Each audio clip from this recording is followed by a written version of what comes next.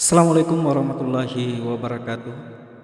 Buat pemirsa setia di channel Karya Nyata, semoga teman-teman para pendidik dan tenaga kependidikan serta para siswa-siswa baik-baik semua. Terima kasih atas support dan juga dukungannya untuk tetap membangun channel ini. Oke, pada kesempatan kali ini kita akan membahas mengenai agenda kurikulum paradigma baru 2022. Ya. Namun sebelumnya jangan lupa untuk subscribe, like, dan share channel ini untuk mendapatkan informasi terbaru tentang dunia pendidikan. Mari bersama channel Karya Nyata. Oke, teman-teman pendidik dan tenaga kependidikan beserta anak-anakku semua, bahwa agenda kurikulum paradigma baru 2022 ini akan menjadi sebuah kado ulang tahun barangkali ya. Kado ulang tahun 2020 kado tahun baru 2022 yang akan membahas tentang prototipe kurikulum paradigma baru 2022. Ya. Teman-teman yang saya hormati, yang saya muliakan, sekali lagi bukan saya adalah orang hebat, bukan orang paham persis tentang persoalan ini, tetapi sedikit banyaknya saya ingin berbagi kepada semua teman-teman semua, khususnya teman-teman pendidik dan tenaga kependidikan. Ya. Kementerian Pendidikan Kebudayaan Riset dan Teknologi tentang kebijakan kurikulum untuk membantu pemulihan pembelajaran. Ya. Ini dikeluarkan pada 20 November 2021, Warna Standar Kurikulum dan Asesmen Pendidikan. Ya. Ada 4 pokok pembahasan agenda tentang kurikulum paradigma baru 2022. Yang pertama, lini masa kebijakan kurikulum. Kedua, karakteristik kurikulum. Yang ketiga, kerangka dasar. Yang keempat, struktur kurikulum. Ada 4 agenda. Prototipe kurikulum 2022. Ya.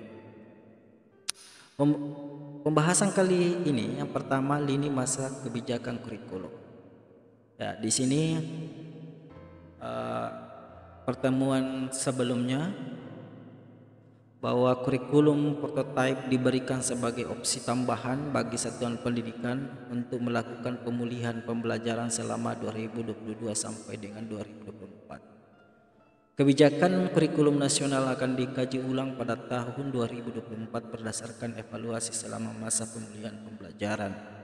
Jadi 22 sampai 2024 itu adalah masa pemulihan, ya, masa pemulihan pembelajaran. Ya, di sini ada pra pandemi, sebelum pandemi, kurikulum K13 jalan sesuai dengan aturan, jalan sesuai dengan kondisi yang ada, walaupun di sana sini masih terdapat kekurangan. Masuk pada tahun 2020-2021 masuk pandemi, sehingga kurikulum 2013 dan kurikulum darurat atau KUR 2013 yang disederhanakan. 2013 itu disederhanakan menjadi kurikulum darurat karena pada masa pandemi. Kemudian 2021-2022 ini kurikulum 2013, kurikulum darurat dan kurikulum prototipe di SP dan SMK PK ini masih masa COVID, ya, sehingga di tahun 2022 sampai 2024 ini adalah pemulihan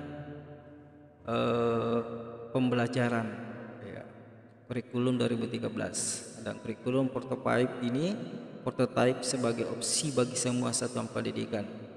2024 ini penentuan kebijakan kurikulum nasional berdasarkan evaluasi terhadap kurikulum pada masa pemulihan pembelajaran. Ya, perlu dipahami bahwa kurikulum prototipe ini bukanlah sebuah kewajiban bagi satuan pendidikan, tetapi ini hanya sebuah opsi, ya, untuk dijadikan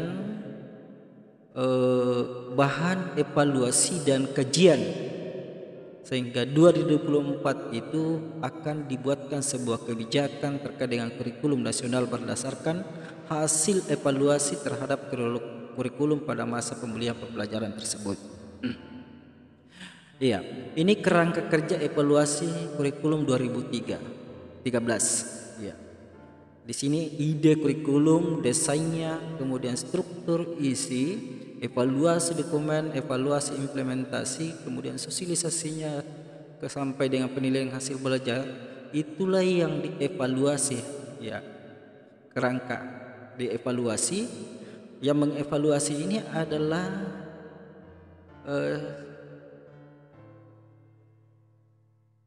penelitian dan monet yang dilakukan berbagai pihak, antara lain Kurjat, direktorat terkait, dan berbagai perguruan tinggi, sehingga hasil dari evaluasi ini menemukan bahwa hasil evaluasi dokumen terkait dengan kurikulum 2013 pertama, terlalu luas, sulit dipahami, apalagi mengimplementasikannya oleh guru. Kedua, belum disesuaikan sepenuhnya oleh satuan pendidikan. Ya, yang ketiga, kompetensi teknologi merupakan salah satu kompetensi penting yang perlu dimiliki oleh peserta didik pada abad 21 ini. Itu kurang, ya, masih bersifat pilihan pada saat itu. Kemudian pengaturan jam belajar menggunakan satuan minggu atau per minggu tidak memberikan keleluasaan kepada satuan pendidikan untuk mengatur pelaksanaan mata pelajaran dan menyusun karakter pendidikan. Akibatnya kegiatan pembelajaran menjadi padat. Ya. Terus pendekatan tematik atau jenjang PAUD dan SD dan mata pelajaran jenjang SMP, SMA, SMK, Diktara, dan Diksus merupakan satu-satunya pendekatan dalam kurikulum 2013 tanpa ada pilihan pendekatan lainnya. Kemudian struktur kurikulum pada jenjang SMA yang memuat mata pelajaran pilihan peminatan kurang memberikan keleluasaan bagi siswa untuk memilih selain peminatan IPA, IPS atau bahasa. Gengsi peminatan juga dipersepsi hierarkis. Ya, itu hasil evaluasi terkait dengan dokumen kurikulum 2013. Ini masih wilayah dokumennya. Ya. Sementara hasil evaluasi terkait dengan implementasi di lapangan terkait dengan kurikulum 2013 ini komponen perangkat pembelajaran terlalu banyak dan menyulitkan guru. Ini yang terjadi di lingkungan kita di pendidikan, ya, terlalu banyak sekali administrasi, kemudian menyulitkan guru.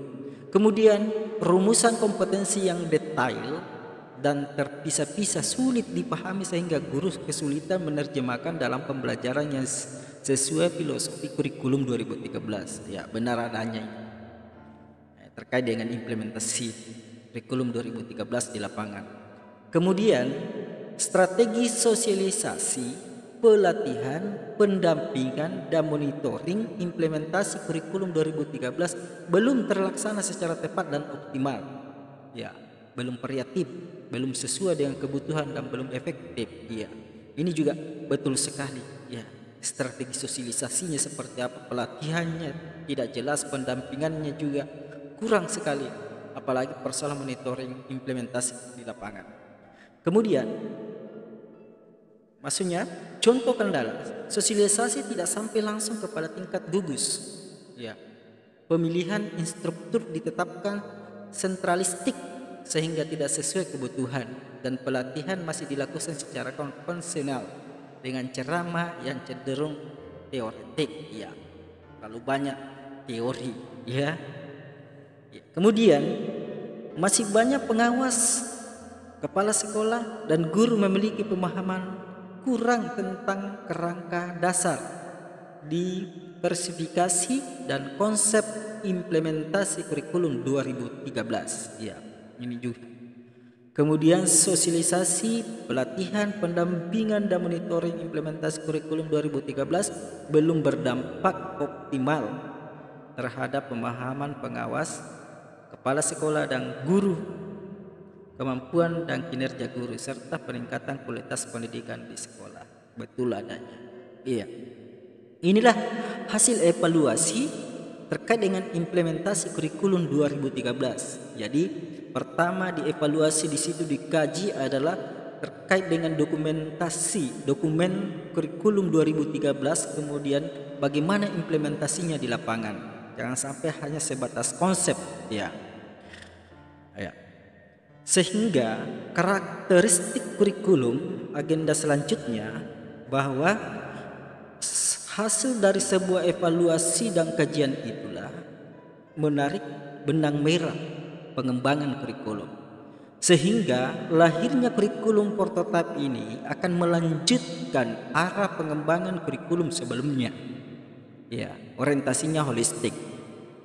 Ya, kompetensi bukan konten. Ya. Kemudian kontekstualisasi dan personalisasi. Ya. Ini yang kita harapkan.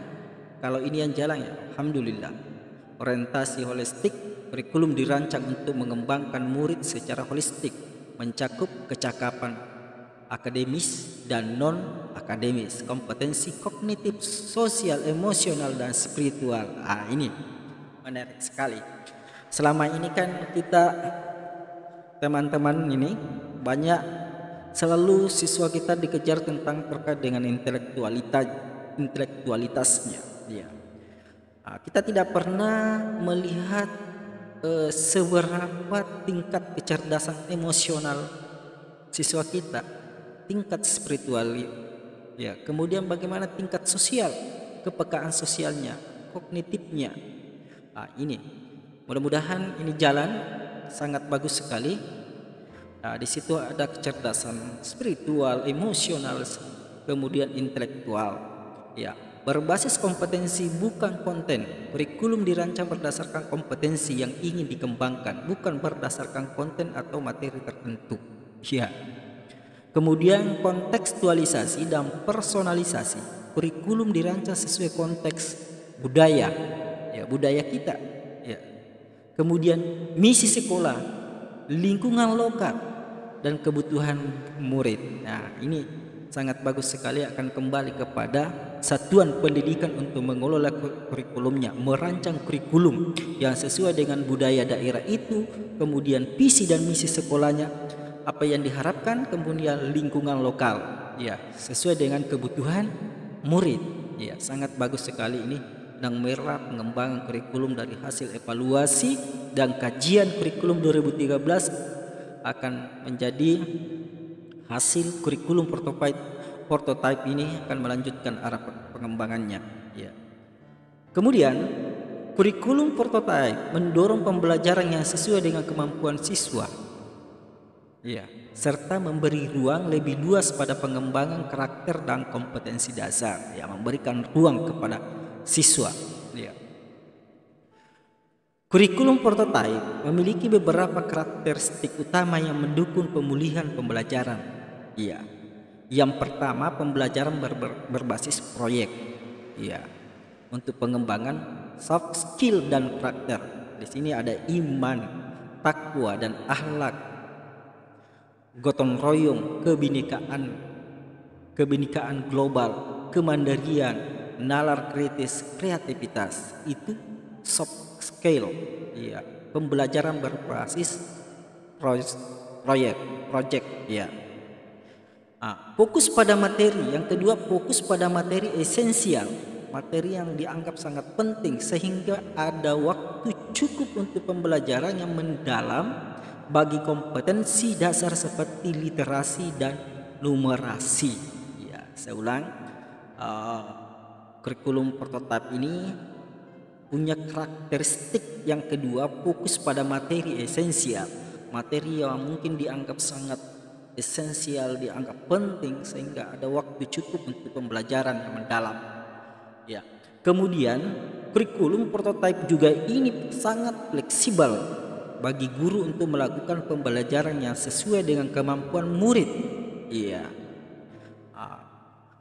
Dan melakukan penyesuaian dengan konteks dan muatan lokal. Fleksibel ya, guru melakukan pembelajaran yang sesuai dengan kemampuan murid.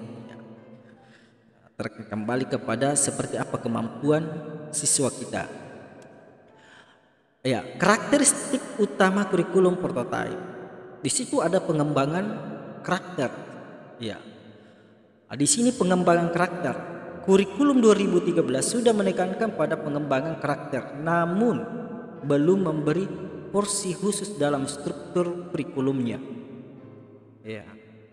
Dalam struktur kurikulum prototipe ini 20-30% jam pelajaran digunakan untuk pengembangan karakter profil belajar Pancasila melalui pembelajaran berbasis proyek. Jadi ada porsi khusus 20-30% jam pelajaran digunakan untuk pengembangan karakter. Ya, di situ karakter pelajar Pancasila melalui pembelajaran berbasis proyek. Kemudian pembelajaran berbasis proyek penting untuk mengembangkan karakter kerja, sehingga memberikan kesempatan untuk belajar melalui pengalaman experiential learning.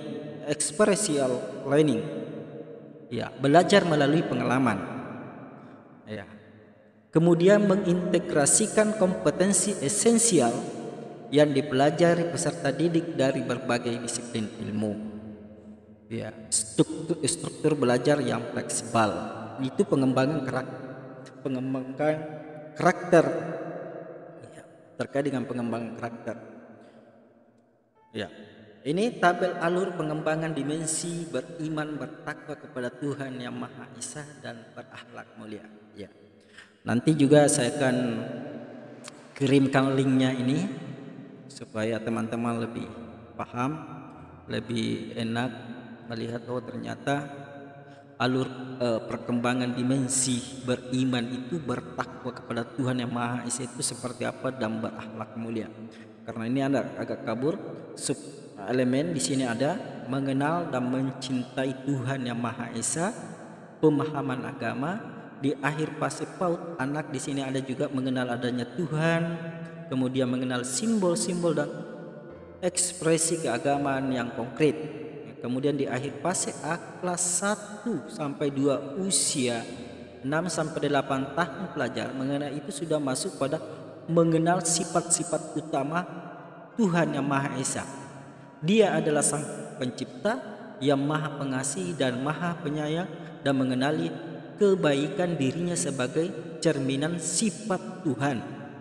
Ya, kemudian mengenal unsur-unsur utama agama, ajaran ritual keagamaan, kitab suci dan orang suci utusan Tuhan Yang Maha Esa. Itu. Di akhir fase B kelas 3 sampai 4 usia 8 sampai 10 tahun pelajar itu sudah mampu memahami sifat-sifat Tuhan utama lainnya dan mengaitkan sifat-sifat tersebut dengan konsep dirinya dan ciptaannya. Ya, kemudian mengenal unsur-unsur utama agama, simbol-simbol keagamaan dan sejarah agama. Nah, bagaimana yang sudah kelas 6, 5 sampai 6, usia 10 sampai 12 tahun pelajar, itu sudah mampu memahami berbagai kualitas atau sifat-sifat Tuhan Yang Maha Esa yang diutarakan dalam kitab suci agama masing-masing dan menghubungkan kualitas-kualitas positif Tuhan dengan sikap pribadinya serta meyakini firman Tuhan sebagai sebuah kebenaran. Kemudian memahami unsur-unsur utama agama dan mengenali para agama dalam kehidupan serta memahami ajaran moral agama. Nah, masuk di akhir fase D jenjang SMP usia 13 sampai 15 tahun pelajar itu sudah mampu memahami kehadiran Tuhan dalam kehidupan sehari-hari serta mengaitkan pemahamannya tentang kualitas atau sifat-sifat Tuhan dengan konsep peran manusia di bumi sebagai makhluk Tuhan yang bertanggung jawab, serta memahami makna dan fungsi unsur-unsur utama agama dalam konteks Indonesia, membaca kitab suci, serta memahami ajaran agama terkait hubungan sesama manusia dan alam semesta. Sementara SMA fase E, jenjang SMA usia 16-18 tahun, pelajar itu sudah mampu menerapkan pemahamannya tentang kualitas atau sifat-sifat Tuhan dalam ritual ibadahnya, baik ibadah yang bersifat personal maupun sosial. Kemudian memahami struktur organisasi, unsur-unsur utama agama dalam konteks Indonesia, memahami kontribusi agama terhadap peradaban dunia. Jadi ini adalah alur mulai dari PAUD sampai dengan SMK, SMA. Ada alurnya terkait dengan dimensi pengembangan karakter. Ya, di situ ada bertakwa, beriman kepada Tuhan Yang Maha Esa dan berakhlak mulia. Ini pastinya, ya, sangat jelas sekali. Ya, tingkat PAUD seperti ini, tingkat SD, ya, 1 sampai 2 seperti ini, 3 sampai 4 sampai seperti ini, 5 sampai 6 seperti ini. Masuk pada jenjang SMP itu sudah masuk pada wilayah memahami kehadiran Tuhan dalam kehidupan sehari-harinya. Masuk lagi di tingkat SMA, lebih menerapkan pemahamannya tentang kualitas, ya, pemahaman terkait dengan kualitas atau sifat Tuhan di dalam ritual ibadahnya, ya, menghadirkan Tuhan pada dirinya setiap melaksanakan kegiatan apapun. Ya, itu adalah alur perkembangan dimensi beriman, bertakwa kepada Tuhan Yang Maha Esa dan berakhlak mulia. Tema-tema utama pembelajaran berbasis proyek. Di sini Kemendikbudristek menyediakan 7 tema yang perlu dikembangkan menjadi modul dengan topik dan tujuan yang lebih spesifik. Ya, ini juga dalam pembuatan modul di sini Kementerian sudah menyediakan 7 tema. Ya, jadi kita tidak mengambang lagi temanya seperti apa, temanya seperti apa. Ini sudah diberikan oleh Kementerian Pendidikan 7 tema perlu dikembangkan menjadi modul dengan topik dan tujuan yang lebih spesifik. Tema yang pertama, bangunlah jiwa dan raganya. Ya, teringat dengan lagu Indonesia Raya. Bangunlah jiwanya, bangunlah badannya. Jadi Indonesia, jiwanya dulu harus dibangun, baru raganya. Ya. Kedua, berrekayasa dan berteknologi untuk membangun NKRI. Ya, itu tema-tema yang akan kita akan rancang menjadi modul.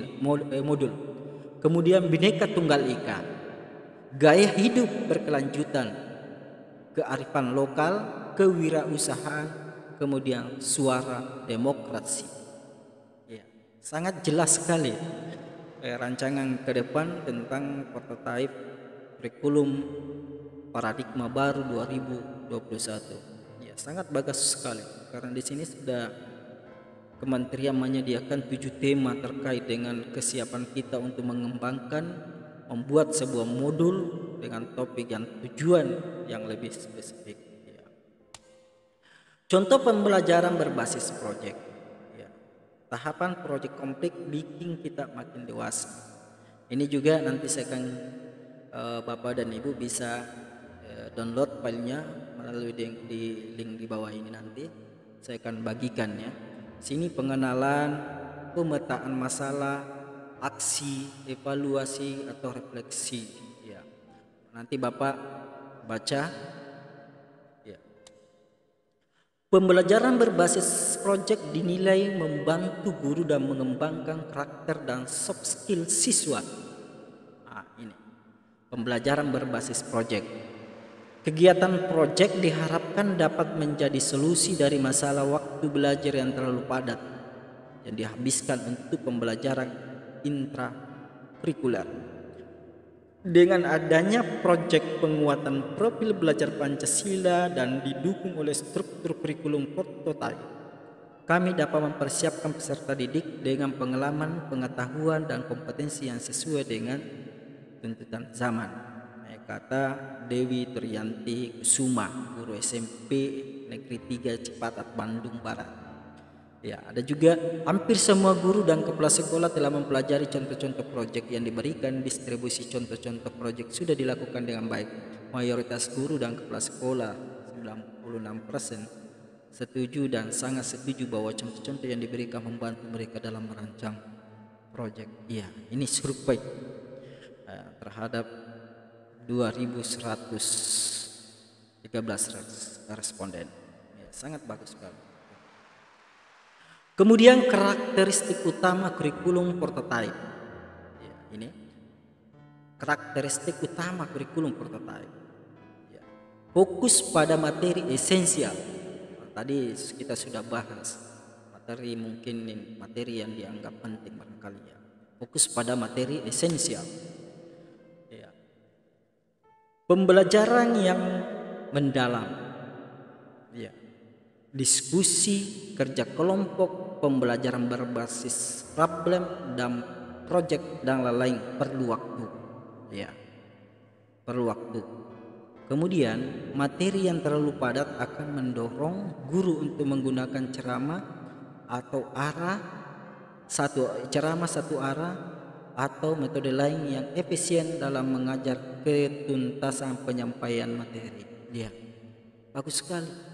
Ternyata kalau memang dianggap ada materi yang sangat esensial butuh waktu lama. Di sini juga disiapkan materi yang terlalu padat akan mendorong guru untuk menggunakan ceramah. Selama ini ya ceramah melulu ya, hampir ceramah melulu. Ya, mudah-mudahan dengan adanya ini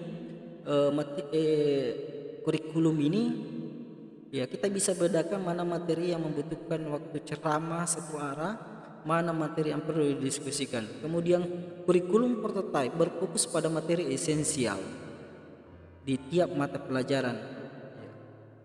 Jadi kurikulum prototipe berfokus pada materi esensial di tiap mata pelajaran untuk memberi ruang atau waktu bagi pengembangan kompetensi, terutama kompetensi mendasar seperti literasi dan numerasi secara lebih mendalam.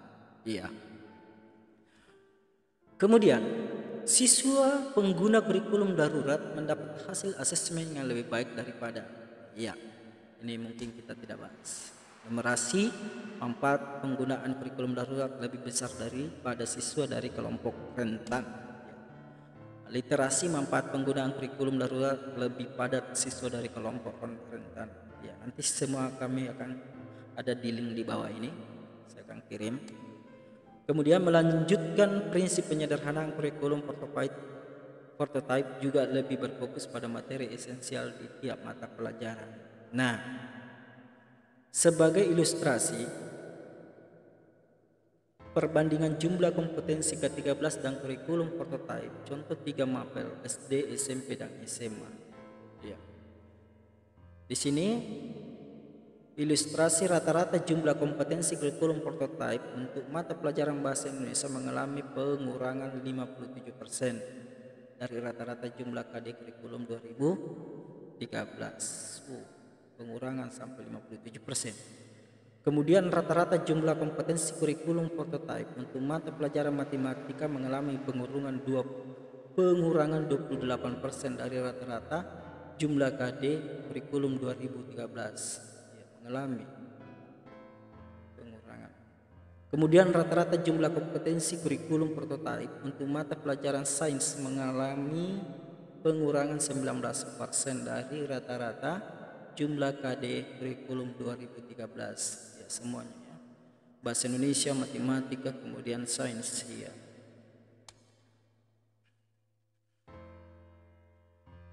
Kemudian karakteristik utama kurikulum prototipe ya, yaitu fleksibel perancangan kurikulum sekolah dan penyusunan rencana pembelajaran ya, fleksibel ya, fleksibilitas perancangan kurikulum sekolah dan penyusunan rancangan atau rencana pembelajaran ya. Saat ini kerangka kurikulum saat ini mengunci tujuan pembelajaran per tahun. Saat ini maksudnya kurikulum selama ini yang kita jalankan, struktur kurikulum saat ini mengunci jam pelajaran per minggu. Nah, bagaimana kurikulum prototipe? Kurikulum prototipe menetapkan tujuan belajar per fase 2-3 tahun untuk memberi fleksibilitas bagi guru dan sekolah. Kedua, kurikulum prototipe menetapkan jam pelajaran per tahun agar sekolah dapat berinovasi dalam menyusun kurikulum dan pembelajarannya. Itu perbedaannya ya, kurikulum antara kurikulum saat ini maksudnya kurikulum ke-13 kemudian kurikulum prototipe ke depannya tahun 2022. Ya, nanti Bapak dan Ibu guru bisa melihat. Ya, kita masuk ke agenda selanjutnya, itu kerangka dasar. Ya, kerangka dasar di sini ada tujuan pendidikan nasional, profil pelajar Pancasila, ada standar kompetensi lulusan. Di situ ada standar isi, standar proses, standar penilaian pendidikan, struktur kurikulum, capaian pembelajaran, prinsip pembelajaran dan asesmen. Ya, nah, ini perangkat ajar, buku teks pelajaran, contoh modul ajar, mata pelajaran, contoh panduan proyek profil belajar Pancasila, contoh kurikulum satuan pendidikan ya. Kurikulum operasional dikembangkan di satuan pendidikan. Jadi kurikulum nanti akan dikembangkan di masing-masing satuan pendidikan. Satuan pendidikan memiliki keleluasaan untuk memilih atau memodifikasi perangkat ajar dan contoh kurikulum operasional yang sudah disediakan pemerintah untuk menyesuaikan dengan karakteristik peserta didik ya, atau menyusun sendiri perangkat ajar sesuai dengan karakteristik peserta didik ya. Ini keputusan Menteri 162/2021 tentang program sekolah penggerak dan Kepmen 167/2021 tentang program SMK Pusat Keunggulan ya. Kemudian agenda selanjutnya, agenda terakhir bahwa struktur kurikulum. Ini struktur kurikulum. Karakteristik kurikulum di setiap jenjang. Ini ada, Bapak dan Ibu juga bisa buka nanti. PAUD itu kegiatan bermain sebagai proses belajar yang utama. Ya, penguatan literasi dini dan penanaman karakter melalui kegiatan bermain belajar berbasis buku bacaan anak. Fase fondasi untuk meningkatkan kesiapan bersekolah. Pembelajaran berbasis proyek untuk penguatan profil belajar Pancasila dilakukan melalui kegiatan perayaan hari besar dan perayaan tradisi lokal. Sementara bagaimana tingkat SD? Masuk di wilayah SD, penguatan kompetensi yang mendasar dan pemahaman holistik. Untuk memahami lingkungan sekitar, maka mata pelajaran IPA dan IPS digabungkan sebagai mata pelajaran ilmu pengetahuan alam dan sosial atau IPAS. Ini ada perubahan seperti yang kita bahas di sesi kemarin. IPA dan IPS digabungkan menjadi IPAS ya. Literasi komputasional Singkin dalam mata pelajar bahasa Indonesia, matematika dan IPS ya, terintegrasi ya. Kemudian bahasa Inggris sebagai mata pelajaran pilihan ya, ini tambahannya. IPAS kemudian bahasa Inggris itu menjadi mata pelajaran pilihan. Ya, pembelajaran berbasis proyek untuk penguatan profil pelajar Pancasila dilakukan minimal 2 kali dalam 1 tahun ajaran. Ya. Itu tingkat SD. Sementara di tingkat SMP seperti apa keunggulannya? Di situ penyesuaian dengan perkembangan teknologi. Ya, teknologi digital. Ini sudah masuk di bagian teknologi ini. Jadi SMP itu sudah masuk tingkat digital. Penggunaan teknologi, mata pelajaran informatika menjadi mata pelajaran wajib. Nah, jadi kembali seperti semula bahwa mata pelajaran TIK atau TIK ini dikuatkan lagi dalam kurikulum paradigma 2022 ini sudah menjadi mata pelajaran yang wajib, sudah wajib karena ini sudah masuk di digital. Ya, panduan untuk guru informatika disiapkan untuk membantu guru-guru pemula sehingga guru masa pelajaran tidak harus berlatar belakang pendidikan informatika. Ini lebih bagus lagi. Ya, tidak mesti bahwa guru yang bersangkutan itu harus jurusan informatika. Siapapun yang penting memahami dan bisa memberikan pelajaran terkait dengan TIK tersebut. Pembelajaran ini juga berbasis proyek untuk penguatan profil pelajar Pancasila dilakukan minimal 3 kali dalam 1 tahun ajaran.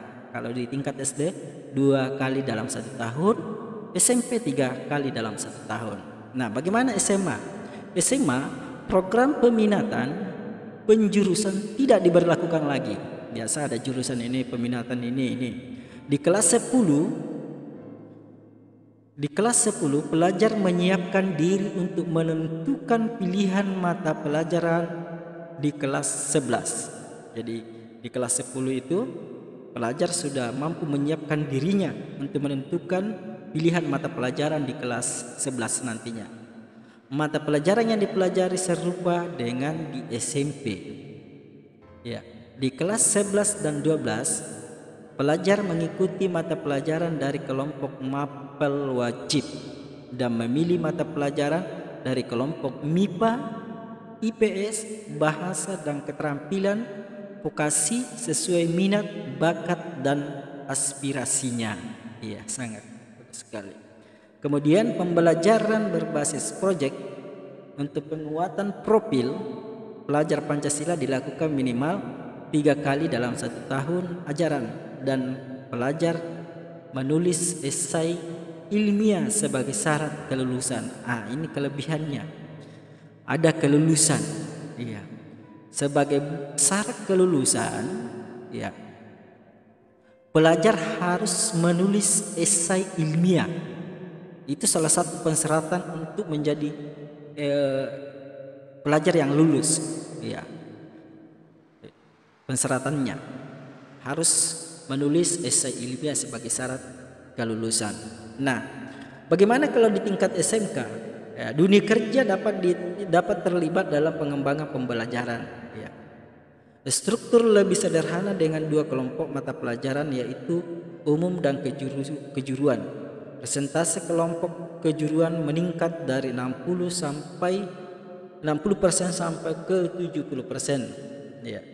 Penerapan pembelajaran berbasis proyek dengan mengintegrasikan mata pelajaran terkait praktek kerja lapangan PKL menjadi mata pelajaran wajib minimal 6 bulan atau 1 semester. Ya. Kalau dulunya kan PKL kalau tidak salah 1 bulan, 2 bulan, 3 bulan. Ya. Sekarang itu kedepannya itu sudah menjadi mata pelajaran wajib minimal 6 bulan, berarti 1 semester. Ya, bagus sekali. Jadi betul-betul siswa itu akan memahami dunia kerja. Ya. Kemudian pelajar dapat memilih mata pelajaran di luar program keahliannya. Ya, apakah di luar keahliannya? Misalnya kita ahli di bidang biologi. Ya, bisa saja di luar dari itu kita bisa memilih yang lain. Ya. Kemudian alokasi waktu khusus proyek penguatan profil belajar Pancasila dan budaya kerja untuk peningkatan soft skill karakter dari dunia kerja. Ya. Kemudian SLB, capaian pembelajaran pendidikan khusus dibuat hanya untuk memiliki hambatan intelektual. Ya, capaian pembelajaran pendidikan khusus dibuat hanya untuk memiliki hambatan intelektual. Untuk pelajar di SLB yang tidak memiliki hambatan intelektual, capaian pembelajaran sama dengan sekolah reguler yang sederajat dengan menerapkan prinsip modifikasi kurikulum. Sama dengan pelajar di sekolah reguler, pelajar di SLB juga menerapkan pembelajaran berbasis proyek untuk menguatkan pelajar Pancasila dengan mengusung tema yang sama dengan sekolah reguler dengan kedalaman materi dan aktivitas sesuai dengan karakteristik dan kebutuhan pelajar SLB. Nah, itu karakteristik kurikulum di setiap jenjang PAUD sampai dengan SD, SMP, SMA, SMK dan SLB. Ya.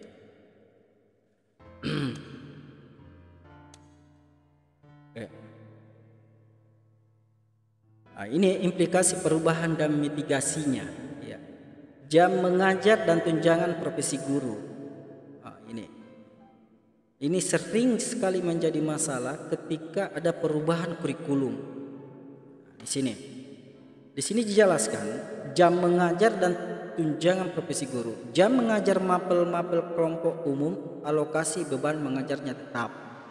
Kedua, diberikan beban tambahan mengajar lagi bagi guru yang beban mengajarnya kurang